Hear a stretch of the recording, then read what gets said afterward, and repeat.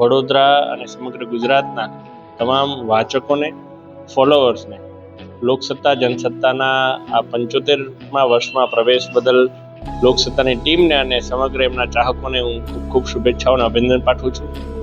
લોકસત્તા જનસત્તા એ હંમેશા કોઈ પણ વાત હોય એ પ્રજાલક્ષી હોય તો એ વાતને ક્યારેય બતાવવામાં પાછું નથી પડતું અને આ જ પ્રકારનું નીડર અને નિર્ભીક પ્રકારનું પત્રકારત્વ લોકસત્તા જનસત્તા દ્વારા કરવામાં આવેલું છે.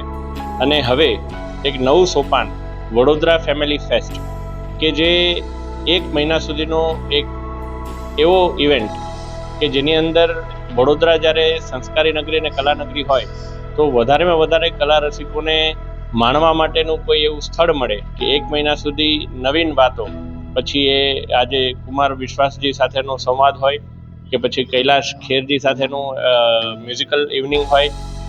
યુવાનો માટે ઘણા બધા સારા એવા ડીજેસ અને સિંગર્સ પણ આવી રહ્યા છે. આપણા વડોદરાના ગરબા એવા પ્રિય અતુલ દાદા પણ પરફોર્મ કરવાના છે. ત્યારે હું માનું છું કે આ 75મા વર્ષે લોકોને લોકસત્તા જનસત્તા દ્વારા એક સારી અનેરી એવી ભેટ આપવામાં આવી રહી છે. ત્યારે તમામ વડોદરાવાસીઓને અપીલ કરું છું કે આ 1 મહિનાના વડોદરા ફેમિલી ફેસ્ટમાં મોટી સંખ્યામાં આપ સૌ જોડાવ અને સાથે મળી અને લોકસત્તા જનસત્તાનો આ 75મો વર્ષગાંઠ આપણે સૌ ઉજવીએ.